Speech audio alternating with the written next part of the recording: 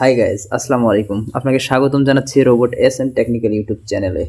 আজকে আমি আপনাদেরকে যে ভিডিওটি দেখাবো সেটা হচ্ছে কিভাবে ফেসবুকের রিচ এবং এঙ্গেজমেন্ট 100% কাভার করবেন, আর কিভাবে ফেসবুক থেকে অটো প্লে অর্থাৎ আপনার নিজের ভিডিও নিজেই শো করায় এই ধরনের অটো প্লে অপশনটা অফ করবেন।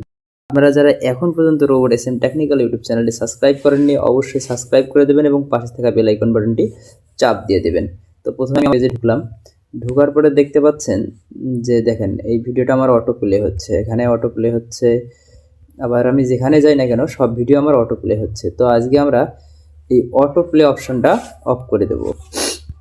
তো এই অটো প্লে অপশনটা অফ করার জন্য প্রথমে আপনাকে এই যে ম্যান আইকন আছে, ম্যান আইকনের দেখেন কর্নারে ম্যান আইকন, এই ম্যান আইকনে একটা ক্লিক করতে হবে।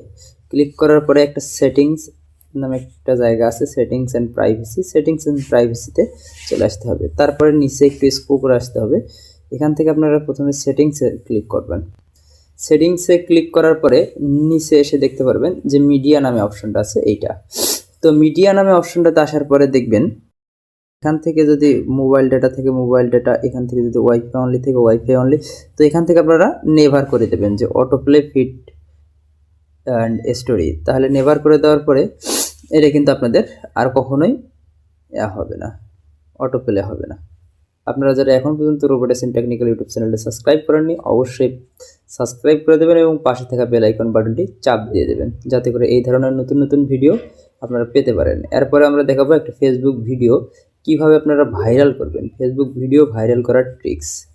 তো পরবর্তী ভিডিও পেতে হলে অবশ্যই কমেন্ট করুন। ভালো থাকবেন, সুস্থ থাকবেন এবং robot S and technical YouTube চ্যানেলের পাশেই থাকবেন ইনশাআল্লাহ। আল্লাহ হাফেজ।